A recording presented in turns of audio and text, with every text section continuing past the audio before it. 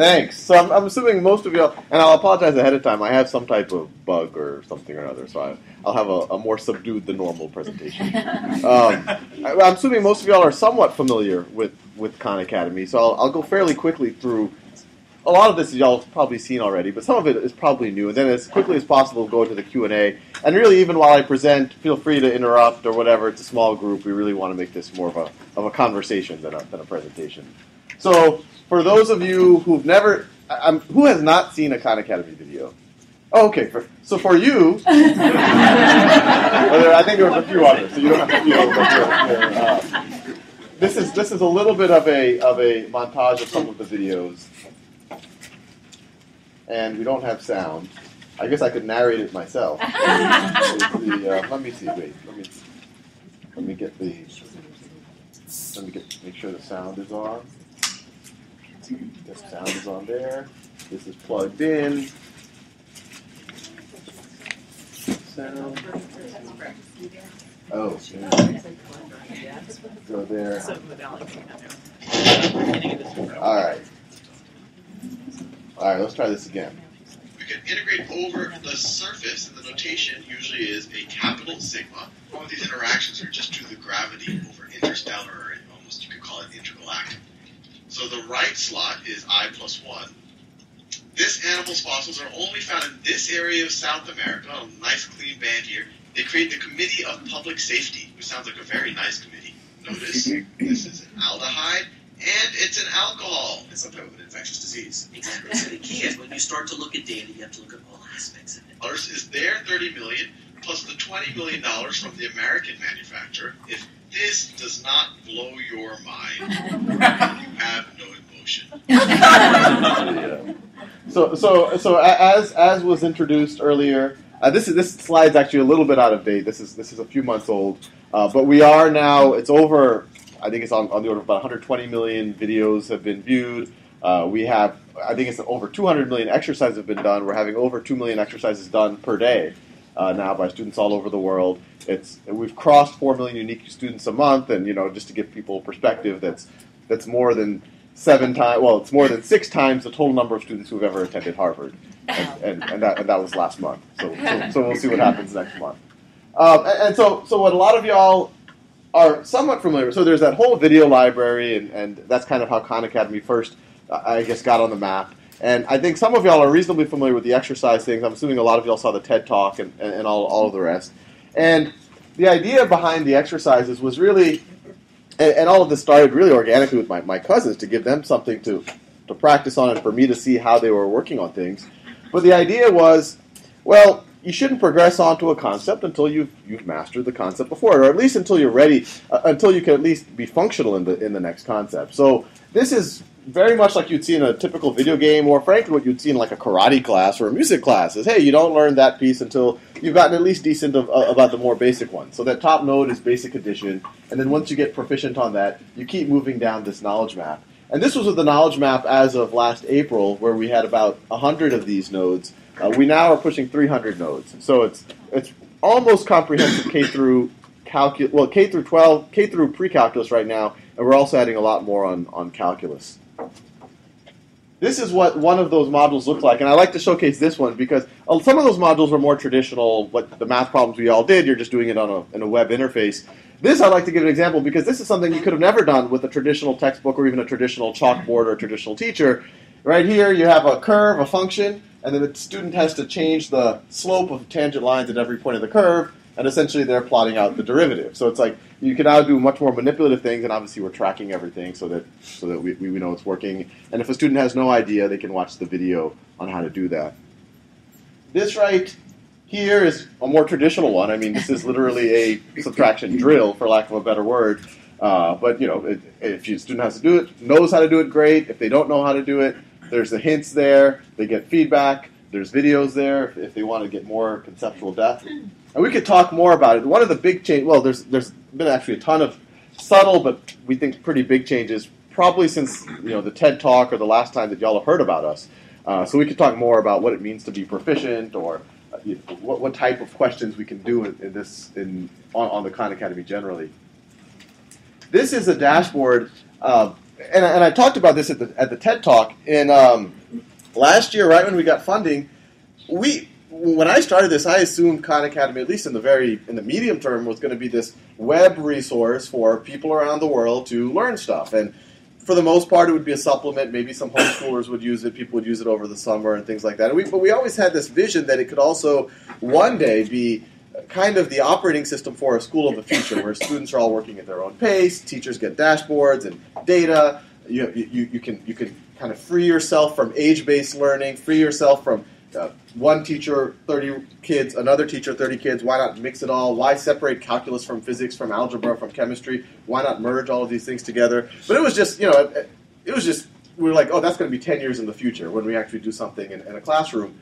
But some folks in Los Altos brought us over. We were a 2-person organization. We had literally just gotten our funding at this point, and said, well, what would you do with a 5th grade classroom? We said we'd have every student working at their own pace.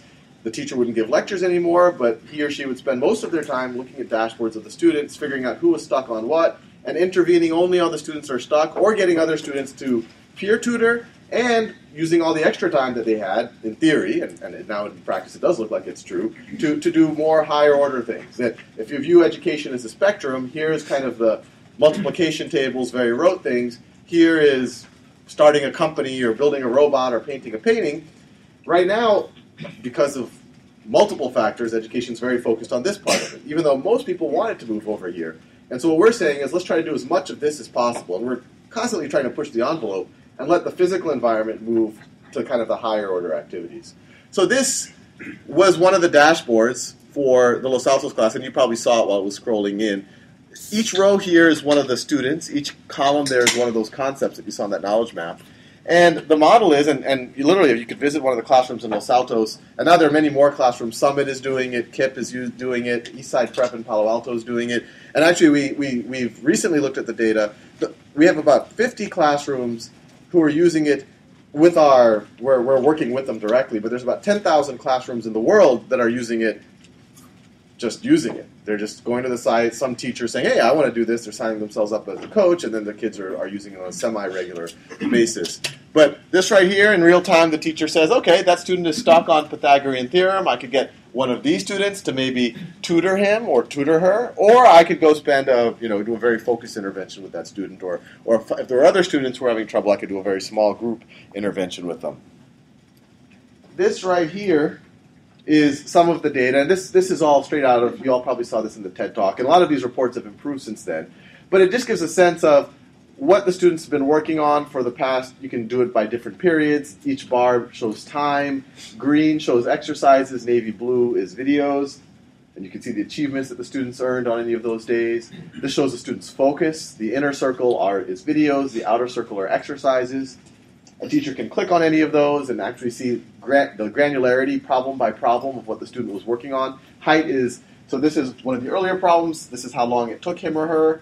Blue is right, red is wrong. They watched the video here, and so you can really see the narrative of the student. And now we've actually added features, I don't have it on this slide deck, where you can click on any of these, and you can actually see the narrative of you see a little mini timeline for what the student did over that timeline. So they chose this choice first, then they did this hint, then they watched the video, then they eventually put in the right answer. And so you can actually see that as a teacher. We want to do, we could talk more in the Q&A about where that could go. This, and I talk about this a lot, and I talked about it on the TED Talk as well, but we continue to see it in almost every classroom that we've been working with. This is a report that teachers get. Each line is a student. The horizontal axis is days working on the site. Vertical axis is modules completed. So it's a rough measure of progress. And in most of the classes, and we're going to work on this too, is we've been starting all the students at the very beginning. And so what we see is right in the beginning, a couple of kids race ahead, a couple of kids are in the middle, a couple of kids further behind. And in a traditional model, you would say, well, we have to choose who we cater to, or if we find it too hard to cater to them, we start tracking them into separate classes. Put those kids into an advanced class, put these kids into a remedial class. But what's neat is when you let them all work at their own pace and really even revisit some basic material that they might have had gaps in, we're seeing over and over again kids that started off below average or average often end up, and you don't know who they are. Maybe eventually we could do analytics to see when that's about to happen. But it's hard to just observe and know who they are early on, and some of those kids end up being the second or the best student in the class 1 month, 2 months, 3 months later. Much less, we don't know what's going to happen over 1, 2, 3 years, and we suspect there's going to be much more of that. And so just to give an idea of what it looks like, this is or I guess the energy level, because the one thing that we always talk about is that we view this as an enabler for making the face-to-face time more interactive. And the reason why I say the energy level is because whenever the press comes, they want to take video footage of kids on the computer, even though we're like, no, the point is that the kids are spending, some of the class time is spent on a computer, but maybe 20, 30 minutes of it, and we're like, yeah, but look what it's enabling in the other part of the class time. And then they're like, no, but the story is about the computer stuff. But with that said, this video shows at least the energy level in one of these classrooms. From Mountain View, California, NBC's Kristen Welker has our story tonight. What makes fifth graders cheer? Would you believe math? Yes. I'm starting to really like math. These kids are learning with the help of Khan Academy, an online school. You got it right. Good job. Videos that are interactive and fun, explaining difficult concepts in a conversational way. And there's a fun story that I like, that I think encapsulates kind of the fun of it.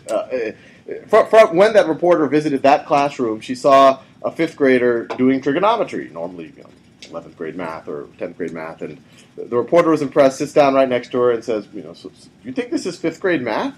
And the girl got a very mischievous grin on her face, and she goes, no, I think it's sixth grade. I think she'll be pleasantly surprised.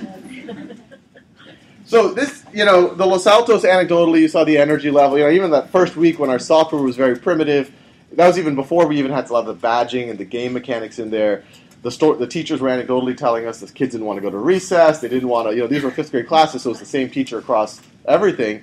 So from the get-go, the anecdotal feedback was positive from the teachers, the students. They were more engaged, taking ownership of their learning, all that kind of stuff. But the district, they give their annual assessment, the CST, and we were scared because we just got our funding. We actually started this pilot before we had office space, and so there was a little time where we were thinking about trying to rent a classroom from Los Altos just to be like maybe that would be reasonable office space, but we were worried because okay, well don't view this assessment as like the end all, like if it ends up being not perfect, that like this is not a good idea. We're just at the beginning, we're iterating, we're using data, and they're like, yeah, but we just want to see what's going on, and we're like, yeah, we're cool with that. Just don't judge us too harshly. The cool thing is that the results of the assessment were very good. Especially and it's funny because the things that we were most afraid about ended up being the most powerful testimonials for it. So last year, there were 4 pilot classes. 2 were in the 5th grade, and these were kind of standard Los Altos 5th grade classes, high-performing school district. I think they're actually the top-performing school district, or one of the top in the state. But the other 2 classes were 7th grade classes, and these were remedial math classes. And so these were, even though it's in Los Altos high-performing school district, these were very low-performing students, and many of them not from the standard Los Altos demographic. They were from the other side of El Camino. Many of their parents didn't speak English, didn't go to college, et cetera, et cetera. And so that was the group that we were more worried about. We were like, if the results there don't look good, because this is all about self-paced learning, maybe those kids aren't as motivated, whatever. So the results that came out were interesting. So this is the 7th grade. I'll talk to the 5th grade. The 5th grade results, 96% were at grade level or above. That actually isn't that exciting of a result because Los Altos wide, it's 92 or 93%. So it was within the margin of error. And actually these were very high-quality teachers, so it's hard to really break out how much is a teacher versus Khan Academy. But the one thing that Los Altos and we recognized is, well, one, it's good. It did no harm on the 5th grade material. And even that's a big thing because these students, they were doing trigonometry, they were doing algebra, and then all of a sudden they get a 5th grade assessment while kind of the control groups were learning exactly that curriculum. And they were getting questions that kind of showed up on the exam. So even that actually did say something. And then the other thing that we all recognize, and that's what we're going to assess this year, is I would say about half of the kids were doing algebra in the 5th grade classrooms. And so that was completely not captured on the 5th grade assessment. That you had so many kids performing so much above grade level.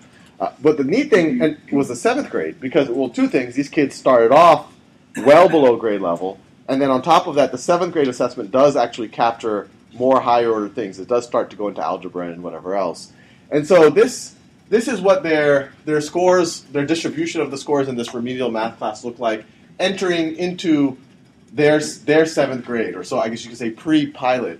And you can see 23%, none were advanced, 23% were proficient, 47% basic, 23% below basic, and even they were at the low end of proficient. This is what placed them into this class. And the fun thing was, after this, we saw the whole distribution move in the right direction. So we had some far below basic students going into the pilot. Now they completely disappeared. They had all, at least some of them, moved into at least below basic or someplace else up the curve. We doubled the number of kids who were proficient, so 23 to 41%. But the really exciting thing, and this is what got us excited and what got Los Altos excited, and it's kind of the narrative that other chart was saying, this was a remedial math class, and 6% were now advanced students. So 6% of that remedial math class, kind of like the graveyard for your mathematical career, had actually now leapfrogged ahead of students who were placed in the average classes, and now they should be placed in advanced classes. And so that was kind of something that we had never expected, and the school district, at least in their memory, hadn't seen before. And the last thing I'll just share with you is just a testimonial. So, this is all about Los Altos and younger students, K through 12. The last video I'll show you is a video that we got this past summer from a student. And I like to show this one because it kind of hits the point home that, there's multiple forms of education. And even for older students, there's a lot of people with a lot of, I would say, for lack of a better word, untapped potential. And if you just give them a little bit of the right tools, some kind of amazing things will happen. So let me show you this video. My name is Mark Halberstadt. Growing up, I was really always a C student. I think I was really pretty much always pretty pitiful in school. I don't think I've ever gotten higher than a B+ in any math class ever, particularly. I pretty much thought that the only thing I was good enough to do in college was major in music. And I went off and I got a music degree in saxophone. But I sort of almost felt that it was more I was getting it because I was terrible at everything else. Kind of worked as a saxophone player for a few years. Really what I wanted to do was do electrical engineering. And the last thing that I remember completely not getting was trig identities. So I went to YouTube and I did a search for trig identities, and Khan Academy was the first thing that popped up. Watched a bunch of videos in the trig playlist to kind of get caught up to speed. I watched all the videos in the calculus playlist. I watched all the videos in the physics playlist. Watched a bunch of videos on dividing decimals and even on subtraction by borrowing. I watched a lot of videos on arithmetic. That was in 2007. I did that until the fall of 2010. In the fall of 2010, I took a leap and I decided to go back to school and went to Temple University, majored in electrical engineering, getting a second bachelor's. And keep in mind, I don't think I've ever gotten above a B+ in math classes, and I was really a straight C student growing up. And I just finished this year, first year back in college, I got a 4.0 GPA for the entire year. I got perfect scores on both of my calc final exams and also on my chemistry final exam. I ended calculus, chemistry, both calculus classes, Calc 1 and 2, and chemistry, with an average higher than 100%. There are some Khan Academy videos that I probably listened to the same concept over 20 or 30 times.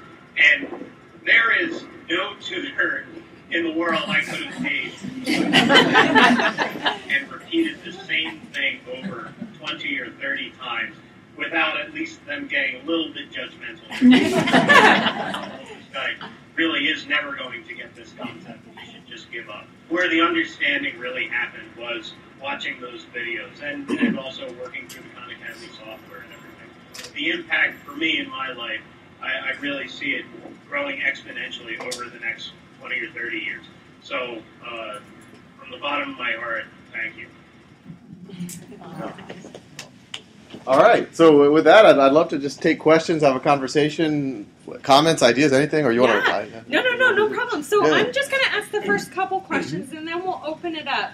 And our rule, so be thinking, our rule is going to be one question per person. So be thinking what you really want to ask, because we got a lot of people in this room. So Sal, the first thing I want you to answer is, Why did you choose to structure Khan Academy as a nonprofit rather than as a for-profit company? Yes, I like that question. I think it's when it all boils down to it, the primary difference when you think operationally between a not-for-profit and a for-profit is what you do with excess revenue, if and when it happens. And for a for-profit, the excess revenue can be reinvested in the business, or it could be dividended out, or in some way given back to the shareholders. And a not-for-profit, any excess revenue just has to go back to the mission. And the other difference is ownership.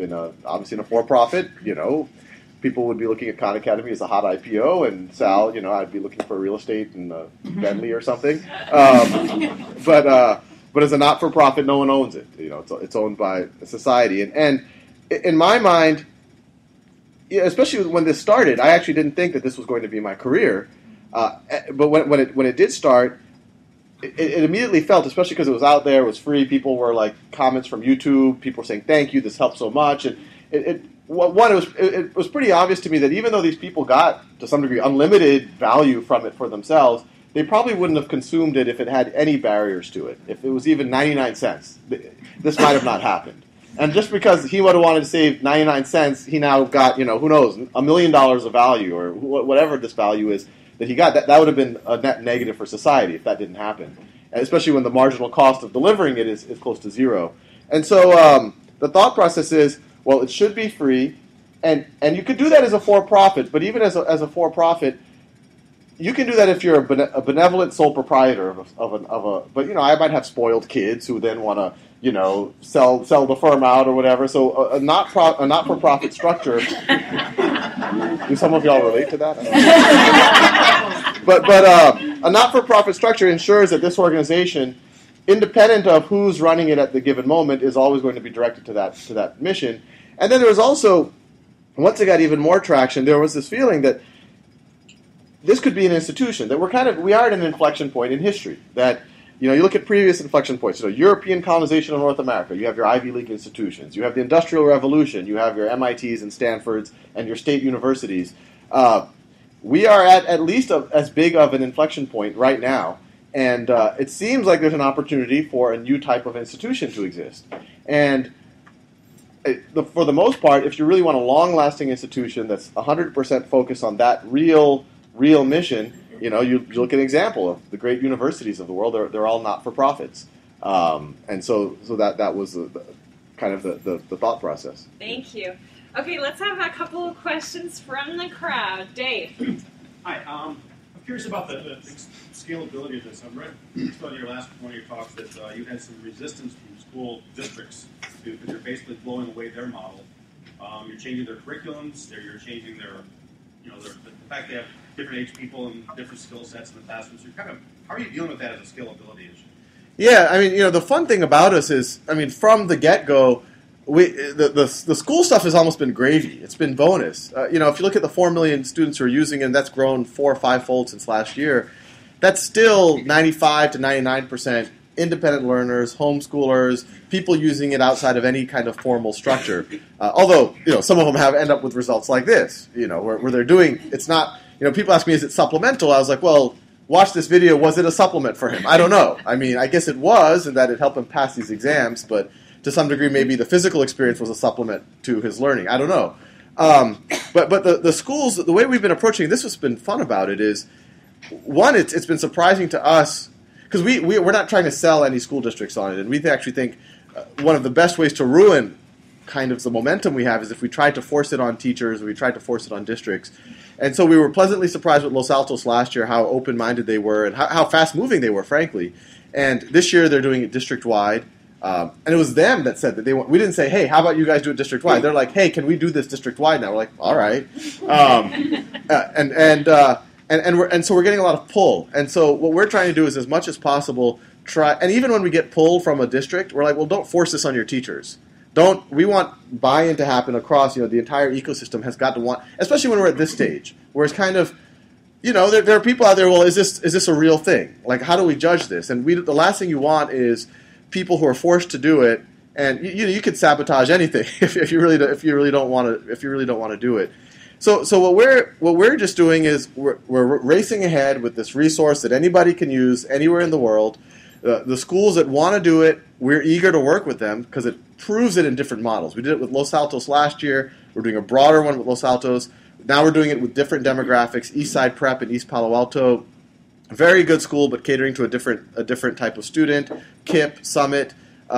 We've had, what's been interesting, and I think it's not something that we did strategically, but whenever people try to do ed reform, they always go where the things are absolutely the most broken. And frankly, there's probably 100 things that need to fix simultaneously before you can, and that's why I think it's super difficult. And I think to some degree we've had, and even if you do fix it, and there are examples of amazing charter schools that went into tough neighborhoods and completely turned around, they have to sell themselves again when they go to the next neighborhood. Because to some degree, the parents in the next neighborhood say, well, if this new system you did or this new methodology is so great, how come they're not doing it in Los Altos? How come they're not doing it in Palo Alto or wherever else?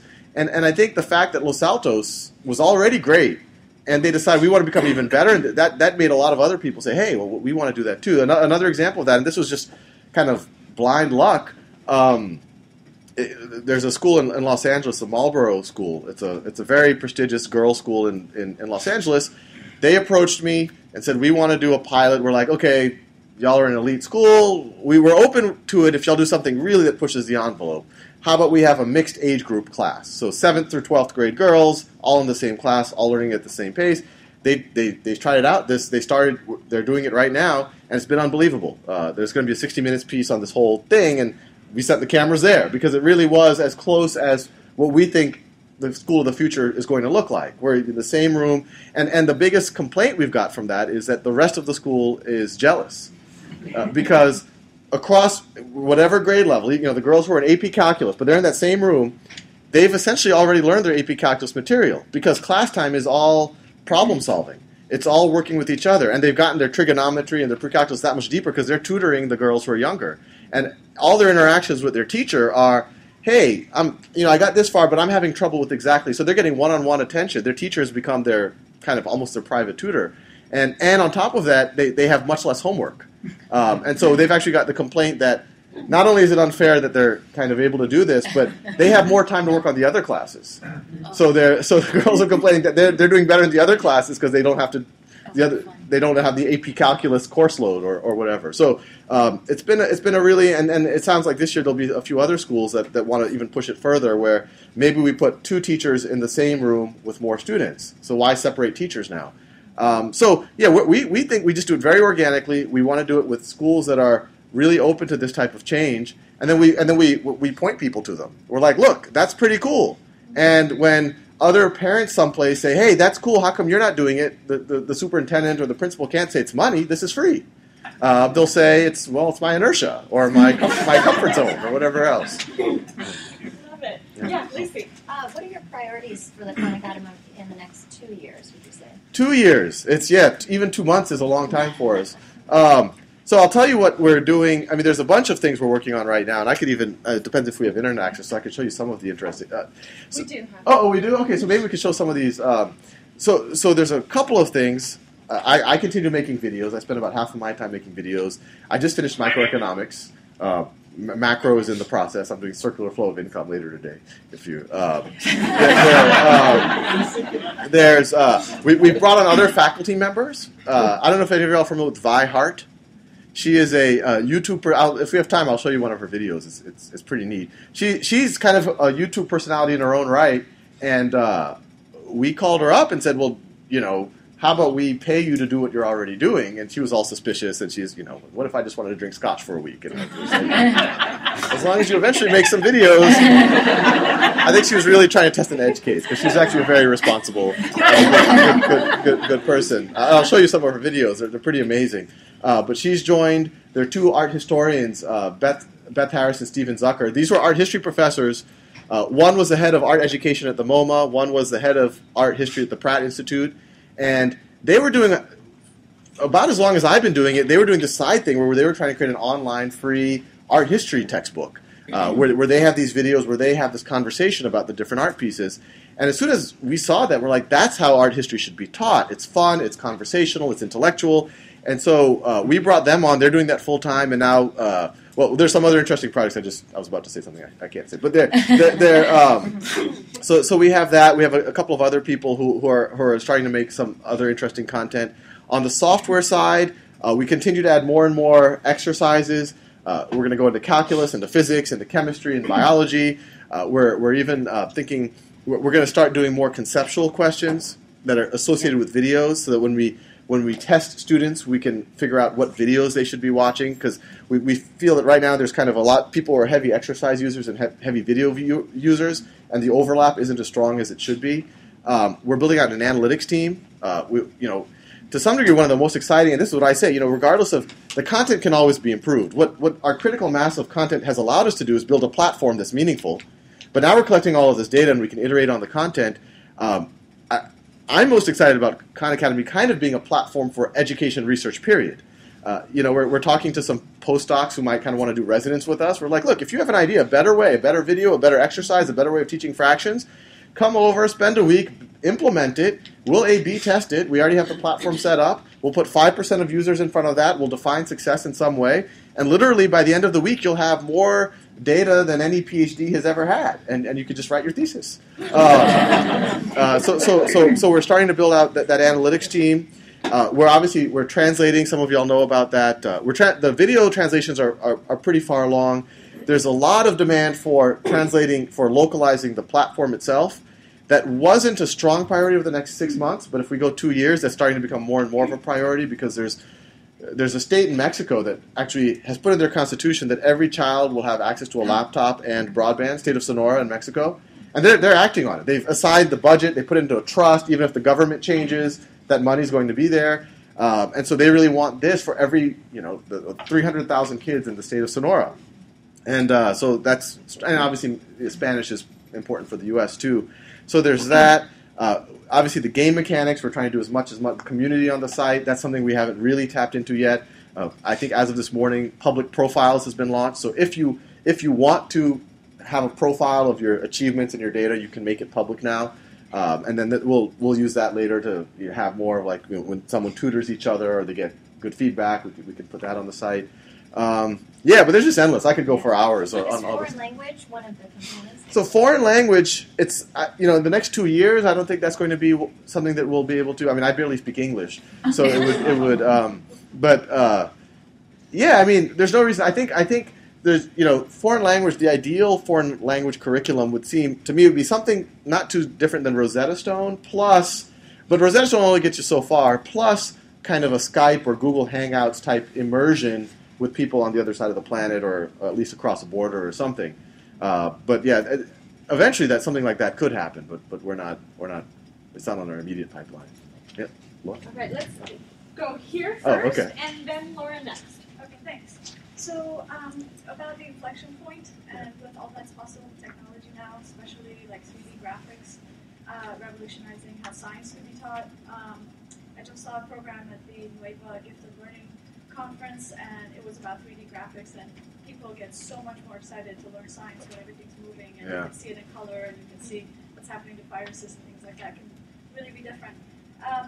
And so it seems almost that the possibilities technologically now to transform education in terms of textbooks and what you're doing and everything exceed the number of people like you who are going to do it. Yeah. Because how often do people with as much potential decide to go into nonprofits and give up all those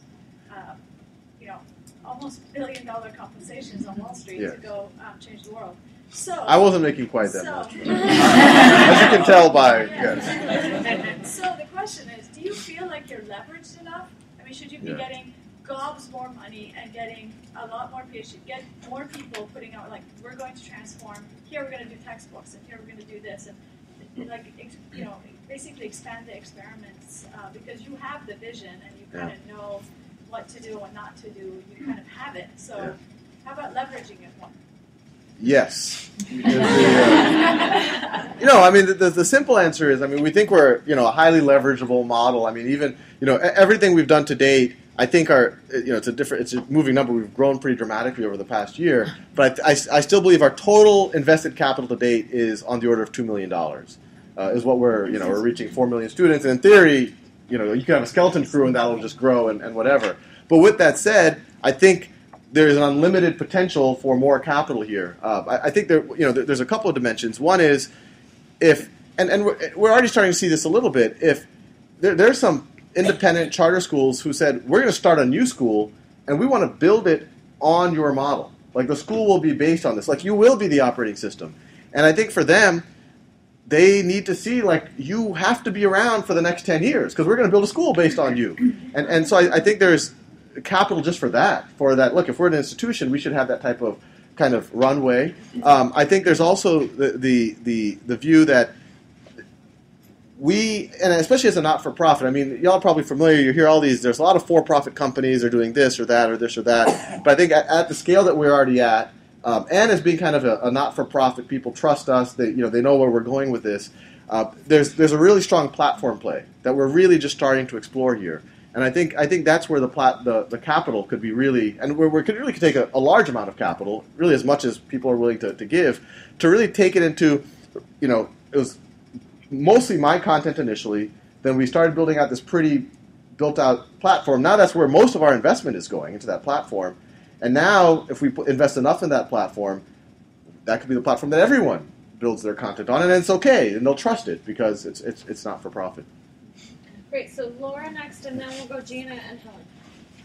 So Sal, here at SV2, we have grant rounds on education, and we had one last year which focused on teacher effectiveness. And building out curriculum, we know, is very, very hard. You've spent years and years creating curriculum for each one of these videos.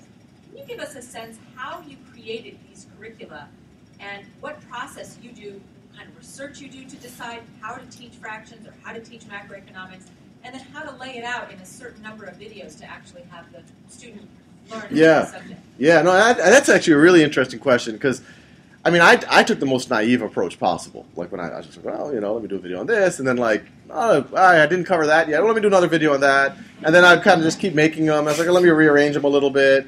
Okay, there's still a gap there. I haven't done this, and I just kind of threw it in, and very organically, it happened, almost bottoms up, and it ended up being something that people really relate to. It feels human. They don't mind me saying, hey, in that video, I actually forgot to touch on this nuance here, and I can talk of it. It's very natural. It's actually how you would learn if I was your tutor, or if you were my tutor. It's how the conversation would go. What I think happens this is happening in 99% of education materials, is some group decides, okay, we need to cover X, and then they go get some experts in the field, in a room like this, and they'll argue about what it means. And they literally will argue about what it means to cover X.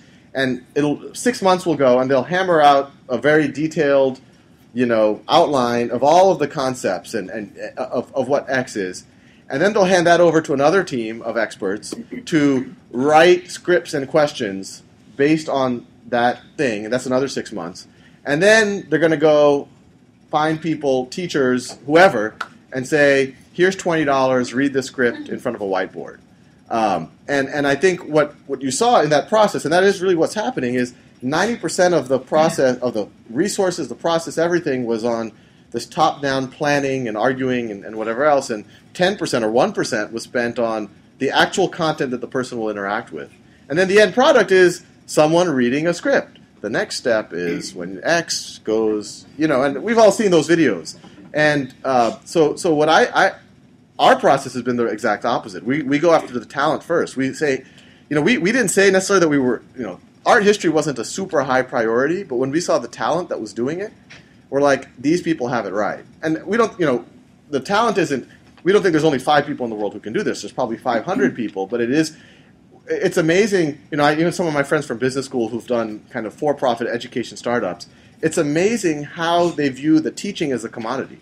They view everything else, the platform, everything else, the business. That's the the value add stuff. And when the rubber hits the road, they're like, oh, I'll just hire some teachers to cover that concept. And they don't, and there are great teachers, but they're not even selecting for the great teachers. They're just selecting for a competent script reader.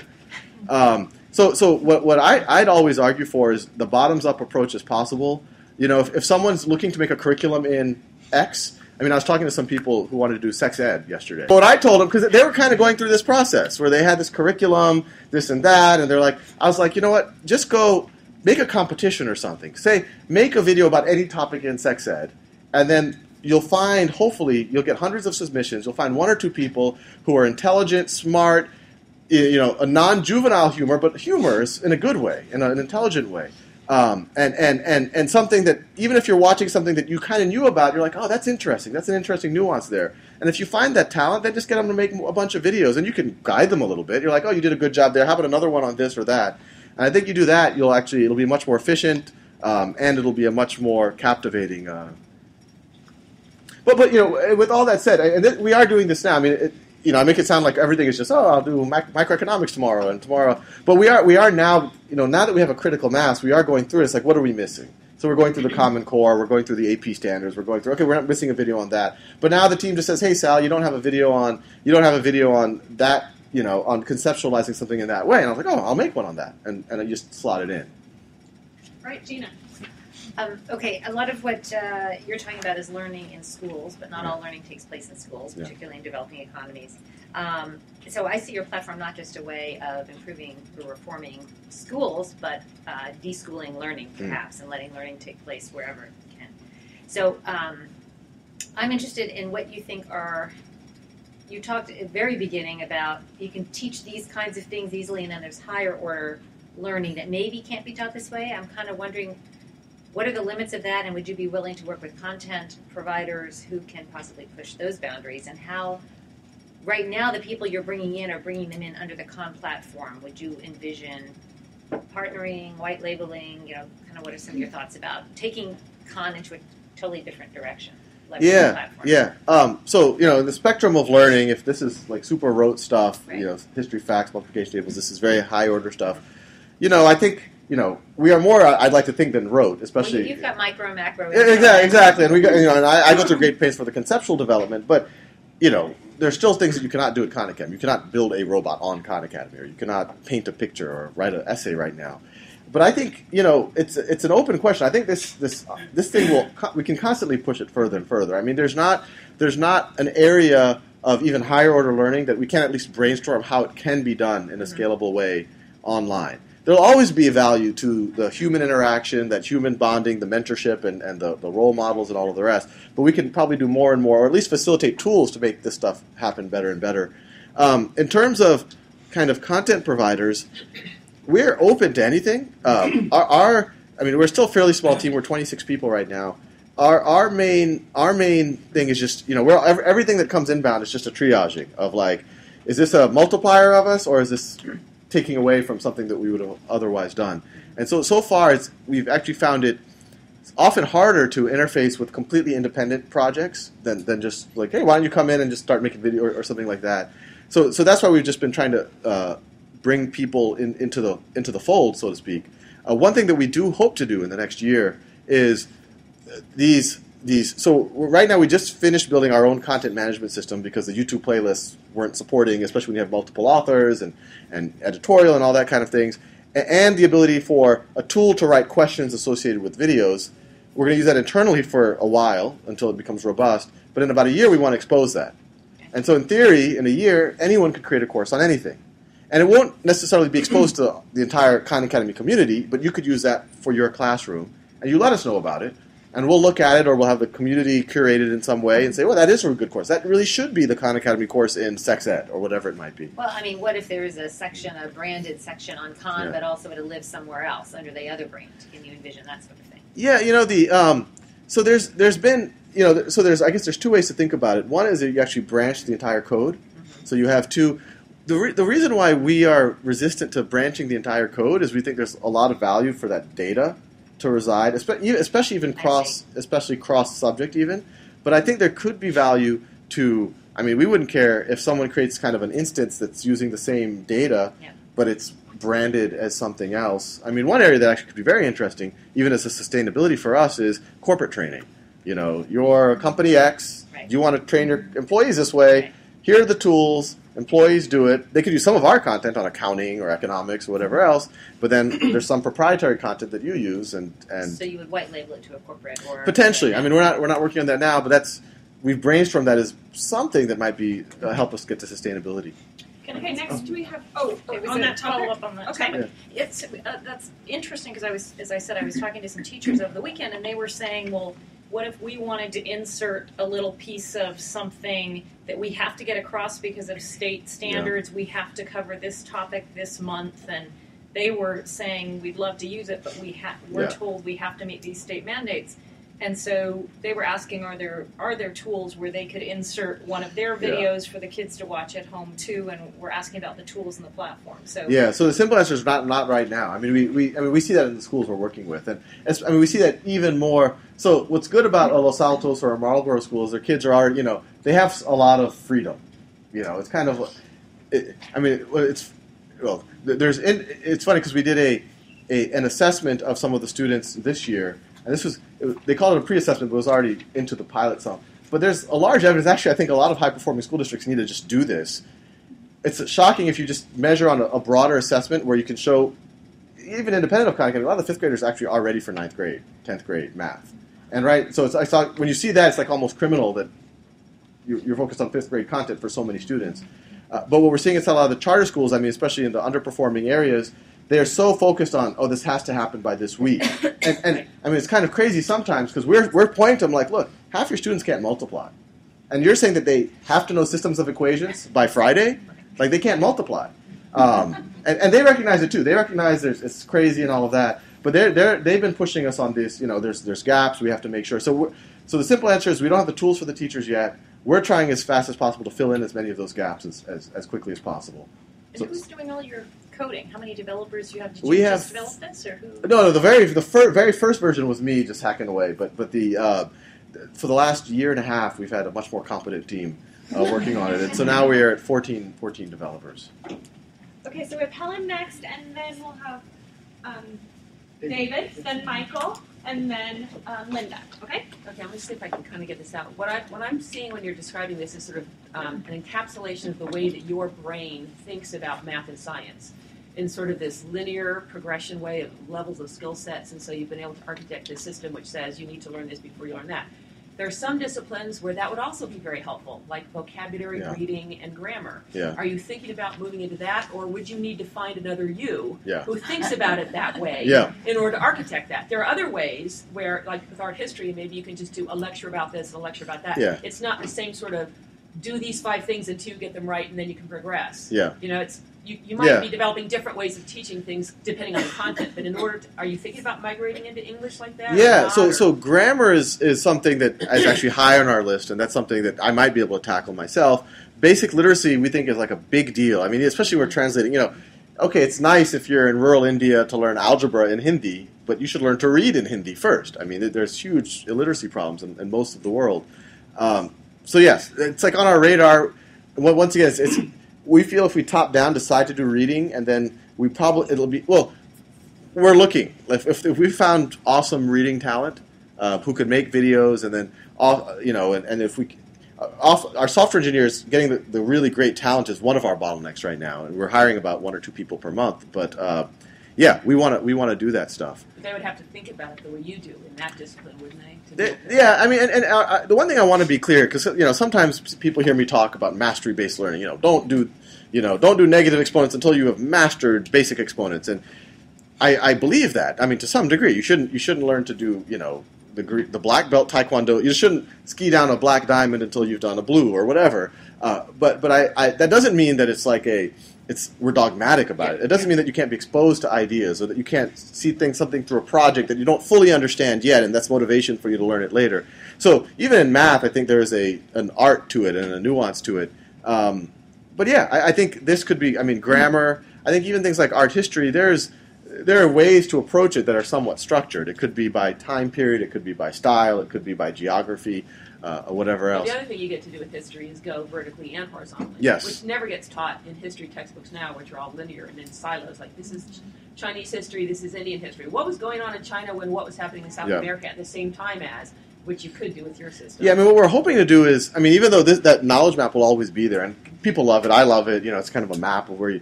But the experience over time we see is becoming more and more nonlinear, and that I would guess, and going back to your question, in 2 years... hopefully in a year, but in 2 years, I would hope that you go to Khan Academy, and we already have this thing called goal setting, but the goal setting will be even more advanced. These are the things that I want. This is where I want to be in 6 months, and then based on those goals, Khan Academy just says, okay, here's a question for you. you get it wrong, who knows? The example, you got it wrong, Khan Academy now knows you need to probably watch that video or get this. If you get it right, it'll keep moving, and it'll be context switching within math, or it'll even be constant. It'll be, here's an algebra problem. Now here's a question about history. Now, and it's just constant context switching, but constantly learning what you do and do not know, and trying to get you fill in your gaps and get you towards that goal. So very nonlinear, but at any point in time, you could look at one of these knowledge maps and get a sense of where your understanding is strong or weak. That's kind of what we're dreaming of, and we don't think it's that far.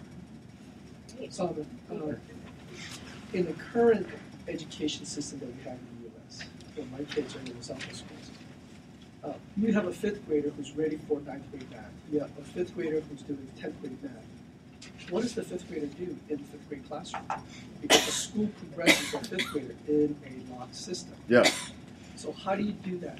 So Khan Academy is great. Fifth grader is being empowered. Yeah. But what do you do socially? And what do you do in the current academic educational system? Fifth grader who's able to do ninth grade math, fifth grade math. Yeah, I think a lot of these things, and we've all seen it. Oh, my kid is intellectually ready for 7th grade. Oh, but he's going to be bullied if he goes to and whenever some teacher says that, then you shouldn't even just do it by age. You should do it by size. Like you should have like it has nothing to it's which would have made me more confident in basketball.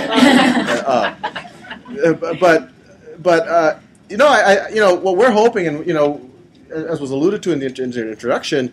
We are thinking about, we're doing a little summer camp this year, but we do have aspirations of starting at least one kind of pilot school.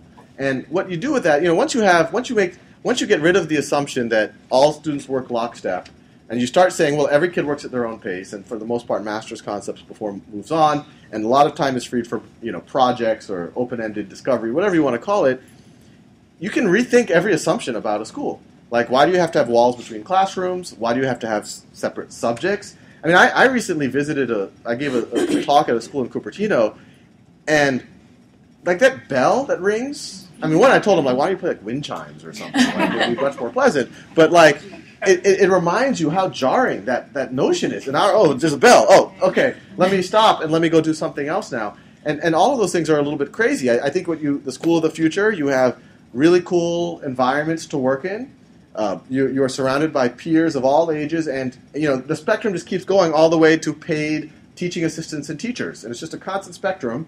And you're learning at your own pace on a lot of the core academic stuff.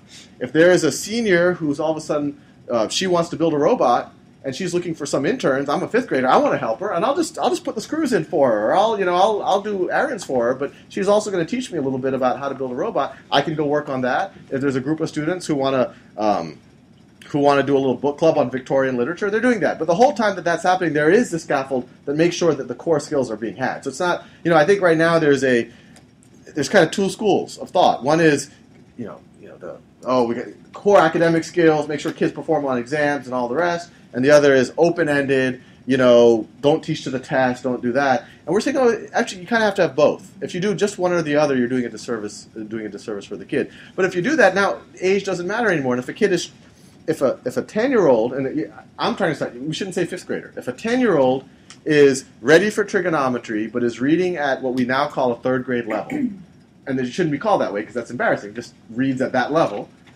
that's okay. He or she can be at their edge of learning in both of those cases, not being pushed ahead on reading and flailing, and not being held back in math.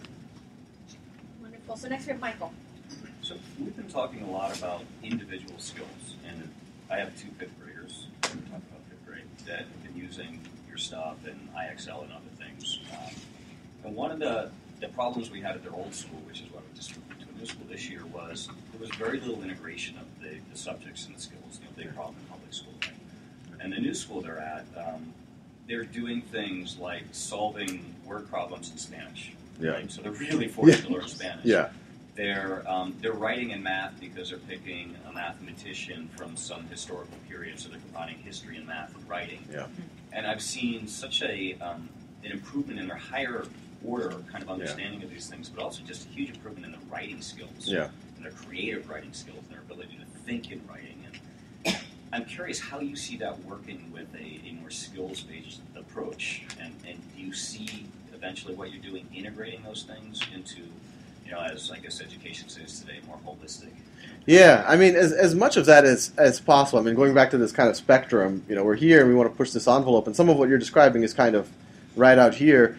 I think we'll be able to experiment with some of these. I mean, some of this might be us doing it in a physical environment and saying, look, we've enabled all of this part, and now if you have all of this part, here's what you can really do and push it. And it sounds like that school's pushing the envelope in very good ways. We're going to launch a computer science pretty soon. And what we're excited about computer science is, okay, computer science, that's an important skill and all the rest, but using computer science, I think computer science is strangely analogous to writing, is that you can use it in pretty much every field. You can use computer science to study biology, to study statistics, to study history. You can do a million different things with computer science. And so I do see a reality, and I don't know if it's not going to happen in the next 6 months, but you could have essay competitions, you have computer science competitions. These more open-ended projects can happen on this site, but you're connected with this broader community, so it could even be even richer. You are critiquing other people's analysis of some historical event. You are critiquing someone else's code. Your code is being, is competing against someone else, whatever it might be. So the simple answer is, yeah, we want to move in that direction, and it's just a matter of how fast we can do it. This school doesn't have computer science, and that's one of the things we're trying to work on, because I agree with you. I think you teach a kid Python in 4th or 5th grade, and they can do all kinds of things. Yeah, I mean, and, if you think about just functionality in society these days, the most important skills are, I mean, we could probably think of others, but computer science, writing is out there, and writing is taught today. Computer science writing, but I would throw in law, accounting, statistics, and finance in there. I'll give you one more. Okay. Religion.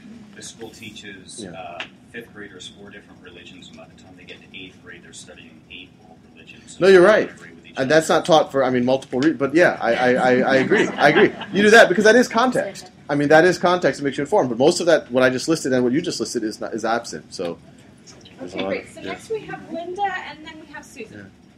Yeah. Okay, so I have, everyone sounds like they're in, very wealthy school districts, and my kids are in public school here in Silicon Valley. It's not a poor district whatsoever. Yeah.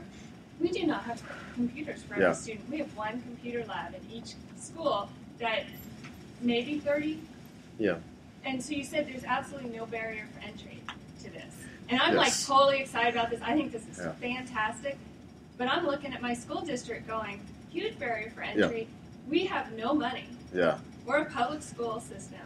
And you need computers to do this. You're right. And frankly, even Los Altos has, now that the whole district is doing it, they don't have a laptop for every child. And to some degree, you don't need a laptop for every child if you are very flexible with how the school day is organized. But they are still in a traditional model. And so it's hard, they can't do the one room. Because we see a reality where kids are using the laptop for 20 minutes to an hour per day for all of their subjects. So in that reality, you really only would, if you do it very efficiently, you only need one laptop for every 3 or 4 kids. But if you have a more rigid environment, then you have to get closer to 1-to-1. And so even Los Altos, we're trying to figure that part out. But the simple answer is it's a good point, and it's a hard one. Well, there's a couple of ways we think about it. I mean, one is the actual cost is actually not that high, and it's getting cheaper every day. I mean, if you say a laptop, let's say one laptop for every 2 children. You can get one now for, a Chromebook for $300. Let's say you can use it for, let's be conservative, we use it for 3 years. You can use it probably for more. But it's $100 per year for 3 kids. It's $33 a year per kid.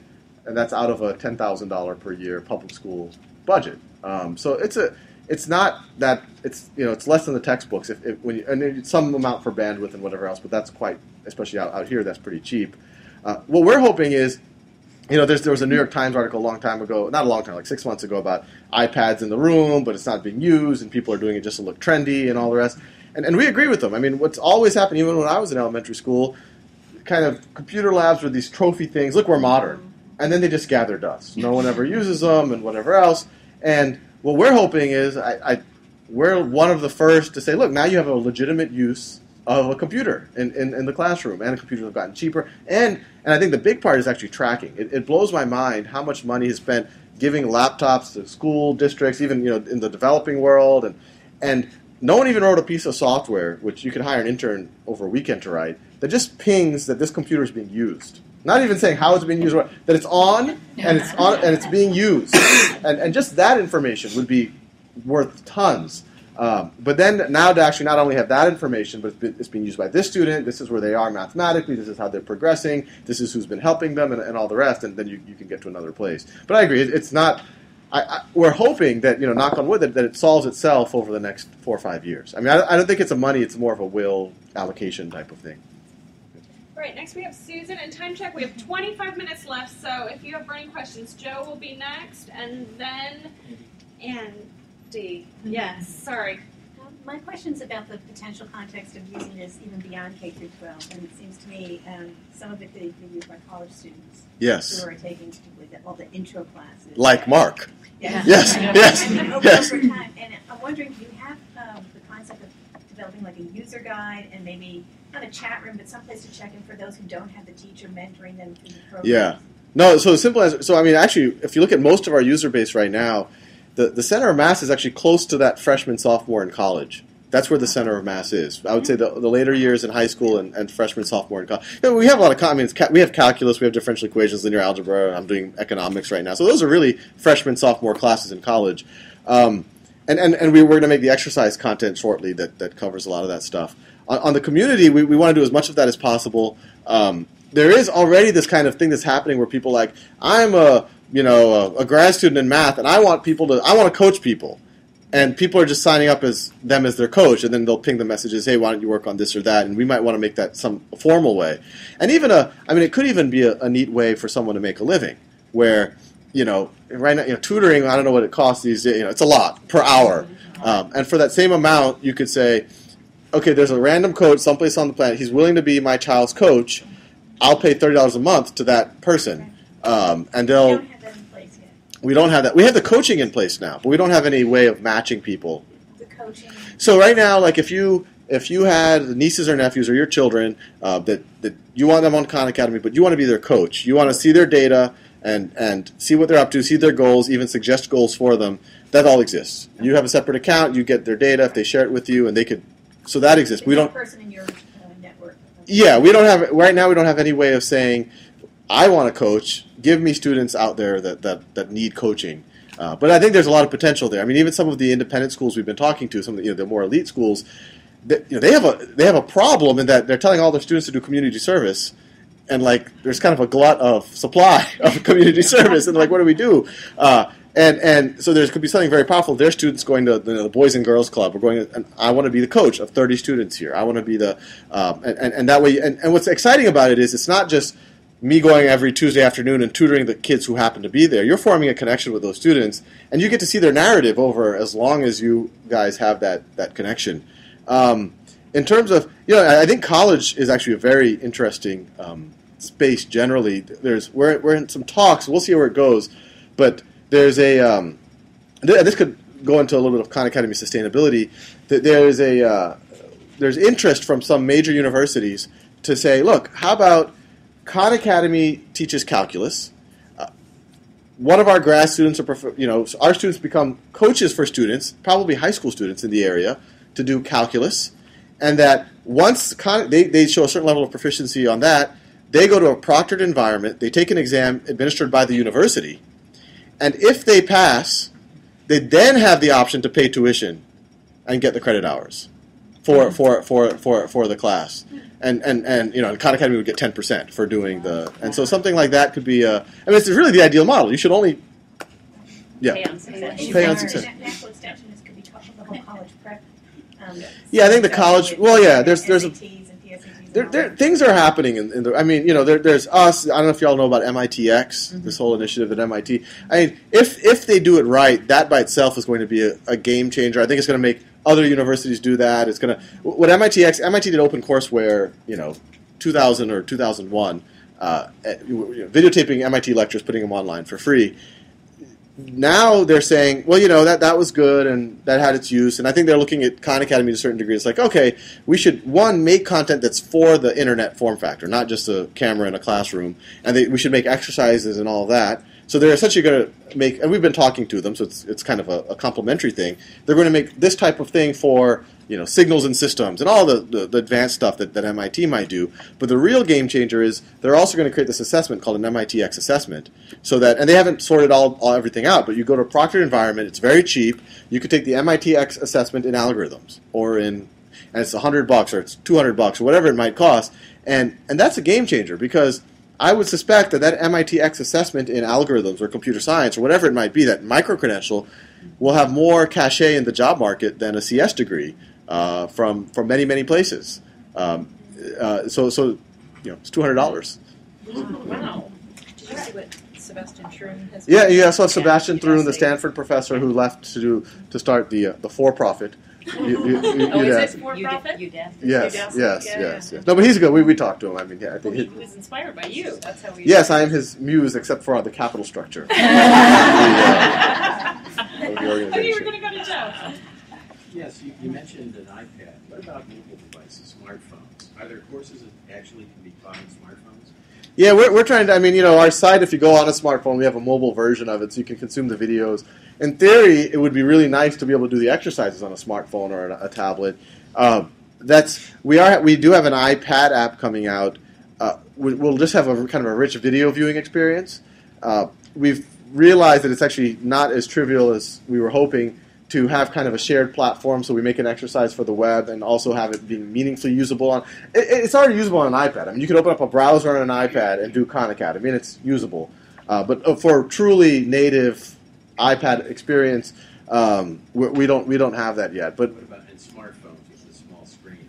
Yeah, I think we'll eventually, especially once we start building So right now we have videos and we have these dynamic questions that will generate an infinite number of questions. We don't have static questions, and we're starting to realize that we do need static questions. And it actually is crazy that every teacher in the world has their own set of questions. That they're not one shared repository from a trusted party with analytics and data on the questions. And I think once we're gonna start building the tools to build those things. And so once we have a large repository of questions, I think that's something that's very easy to surface on I could imagine a world where there's a Khan Academy Pursuit game, and you could take your Trivial Pursuit board, and it's, instead of saying magenta is entertainment, magenta is now organic chemistry, and and you just automatically can play Trivial Pursuit with the different questions or something like that. All right, Andy's up next. Anybody else after that? Yes. Sorry, what's your name? Lisa, and then Jane, and then Phil. Thank you. You talked a little bit about doing more analytics, and it seemed like even with A/B testing, there are ways to improve the user experience and how people are interacting through the product. I guess my broader question is, what ways have you thought about using the data? Have you observed some interesting things from mining the data, and would that be potentially helpful to publish or share with others? Yeah, no. So that's actually becoming a big emphasis on what we're doing.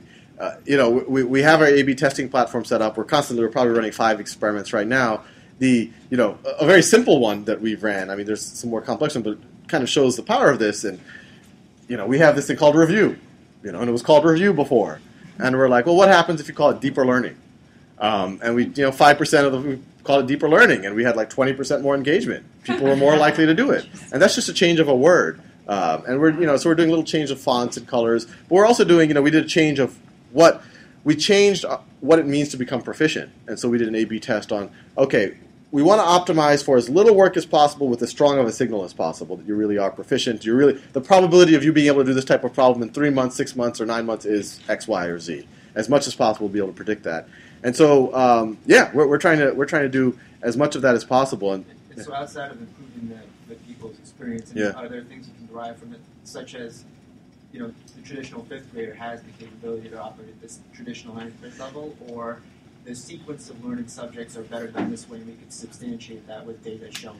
So we have the potential to do that. Right now, we don't collect much data on them. Right now we don't collect any. We just know their Google or their Facebook IDs. If we collected their gender, their age, other demographics about them, there's no reason why we couldn't start doing that. And we probably will do. I mean, I think that's the other benefit of being a not-for-profit. People trust us. We're not going to sell the data to marketers, and it's all to make the experience better. But I think once we have kind of more reason for getting that data, we'll ask people for it, and hopefully it'll make their. But yeah, I think all that's possible. We're not doing it right now. right, Lisa?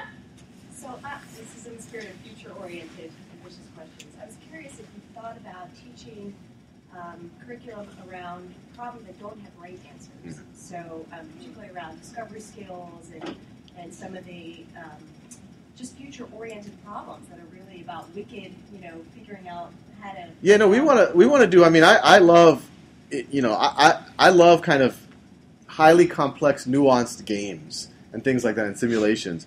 And we want to do as much of that as possible. I did a little summer camp when it was just me, and we played a bunch of different games. But one game that was fascinating is I had six kids playing a game of Risk, and then had the other 20 kids trading securities based on the outcome of the game of Risk. And I had them every time that a trade happened, they had to go through the clearinghouse, so they had to say that A bought from B for this amount, and I would type it into a spreadsheet so that we could look at a chart later on, right? But to do that, I had to be really motivated. It was really hard to keep track of, and it was inefficient for them to write stuff, give it to me, and that. I mean, how cool would it be if we just had a little part of the site where a teacher could say, hey, we're going to run this simulation right now, and it all just happens, and then we can analyze the data. Wait, why did that security trade for over 100 when, at most it would be worth 100 or whatever else? I think it would be fun, talking about meta-level stuff that could be applied to multiple courses. I think things like decision markets are fascinating, right? Because you could do a decision market on who's going to win the Pulitzer Prize, right? All of a sudden, you're understanding statistics, you're understanding markets, and you're understanding literature all in one fell swoop. It's kind of what we were alluding to earlier. So we want to do as much of that as possible eventually. And it's really just, there's huge need, just basic algebra, huge need, basic calculus, differential equations. We're going to hit those as quickly as possible, but, there's an infinite amount of stuff that we want to do. I mean, in the next 10 years, I hope to see a lot of that. Great. To Jamie and then Phil. You and Jocelyn both mentioned in passing the summer camp this summer and an actual physical school. And could you elaborate a bit about what the plans are, potential timeline, location? Yeah, so we're doing the summer camp. I think we're calling it the Khan Academy Discovery Lab. And actually, the whole point of the summer camp is to experiment in a physical environment with the stuff that Khan Academy does not do today.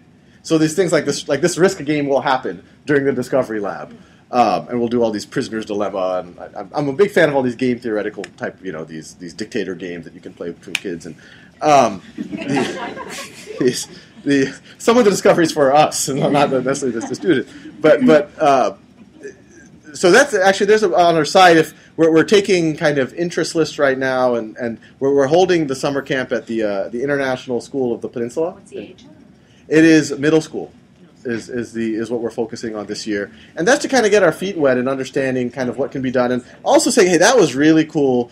Let's implement that maybe next year or whatever else. The school itself, that's close to my heart. I have a 3-year-old, so I figure I have about 3 years to really, for selfish reasons, to get it off the ground. So we're looking.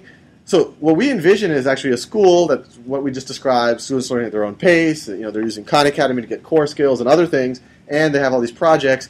We actually imagine ourselves co-locating with that school.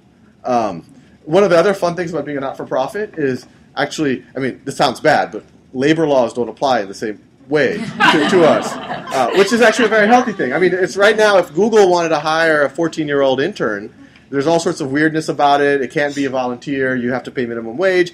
But we can take. So we imagine a school where kids are there. They're doing all sorts of things. And one of the open-ended projects you might do is you might develop stuff for Khan Academy. You might curate content. You might whatever. And over time, once you're doing enough of it, we're like, hey, we're going to pay you. Like this is you're adding value, and you could do other stuff. You could start a business. And what we imagine is the school is just an environment for you to kind of reach your potential. So there's all of the software, and then there's just people around that's going to get you to where you need to go. One thing, and actually, feel free. I'm Sal at KhanAcademy.org.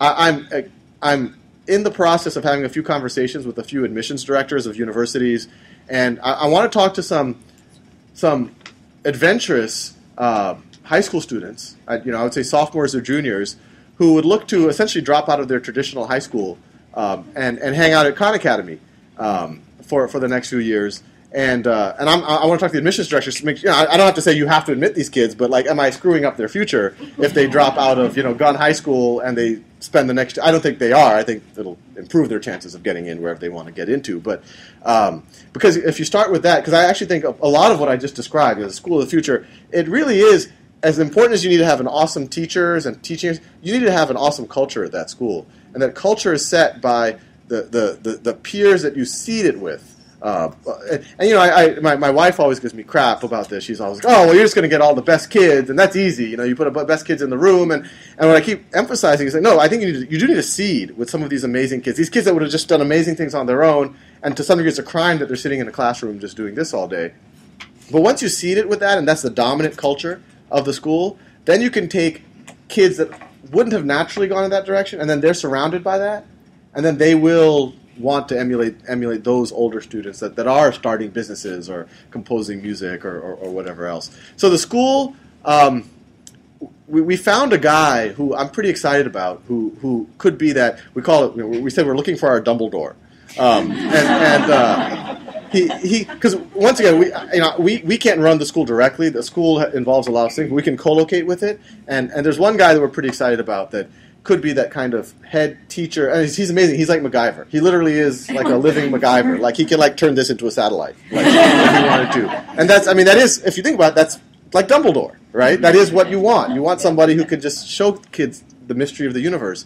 And so if he might be that ideal person. He would be a teacher at the school, the head teacher at the school, or one of the head teachers, and also the entrepreneur who kind of helps set up this whole thing. But in the process, we might start bringing in a couple of these 16, 17-year-olds who want to do something ambitious with them. We'll make sure that they can still do well in the AP exam and the SAT and everything else, and they'll still go to a great university. And once we start that, then we can start getting a few 9th graders and 8th graders and build out the whole school.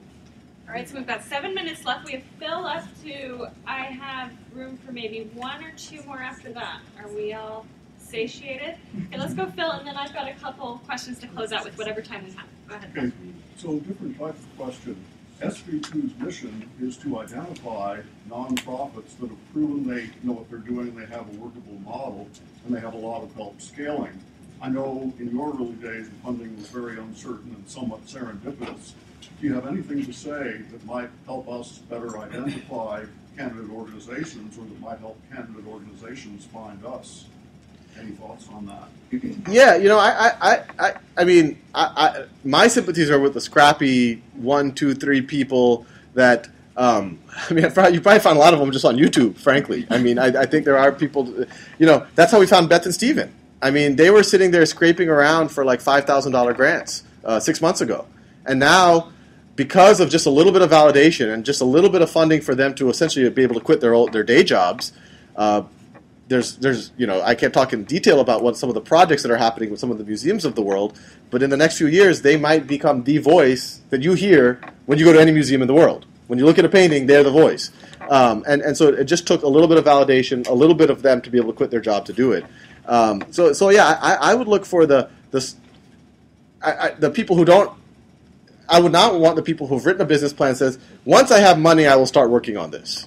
You should have the people who, even without money, they've started working on it, and they've already built something that is kind of interesting. And even at least there's a very small group of people who've already said, wow, this is really helping me, and maybe with a little bit of money, they can, and the model is scalable. With a little bit of money, they can scale. And, you know, I mean, the most scalable things are internet-related or, you know, whatever. I think. Maybe there are other models out there. So a couple other questions based on stuff people emailed into me, and I consolidated.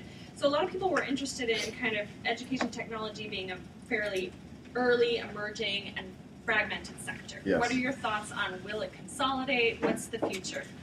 Yeah, so I think, I mean, this is an interesting, because, yeah, it's very fragmented now.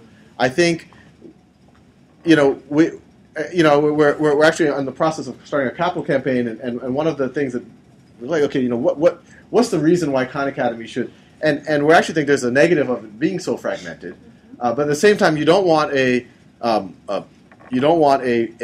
for-profit monopolist in the education sector either. You want a nonprofit. But, you're an open nonprofit. But in all seriousness, I think there is value for that. Where if you have a core, you know, going back to the segmentation of the data, there's huge value for a common platform that all of the APIs, all of the data is going into. You're able to test things, and I think it's very healthy for there to be competition on the content side of things. So one thing that we want to do at Khan Academy is I don't want this to be about cult of Sal, Sal's videos, or what have to be teaching kids in 50 years. The competition should be if you make a better video on the debt crisis, whatever it is, we A/B test it. The platform is there. Hey, it's objectively better. Mine goes in the historical archives. Yours is the main video. Or maybe for certain people, yours is better. And so be very analytical, very scientific about that. And that's what fragmentation is hurting right now. Because right now you have all of these things, and there's no way to actually even compare apples to apples. And so what we've actually viewed as the biggest value of Khan Academy, and that why it's actually good that it's an institution and a not-for-profit, is that it can become that kind of unbiased analytics, data, testing platform. Anyone wants to build something else. Everyone wants to have a better way of teaching negative numbers. Throw it on there and see what happens. And we'll have to see. It's very natural for not-for-profits to do it. So we've already started talking to researchers who have said, yeah, come do it. And the for-profit will be, because there are people doing good things in for-profit. I don't want to turn into this. I came from a very for-profit industry, and many good things happen from for-profit companies. But we do. I mean, we could see a reality where our platform for-profit companies can even start businesses on our platform. So I guess it could be analogous to like a Zynga, Facebook type of relationship. But then that, once again, we get the objective data. Is this really better? And they'll always have the competition of the not-for-profit or the freer content that's out there. Great.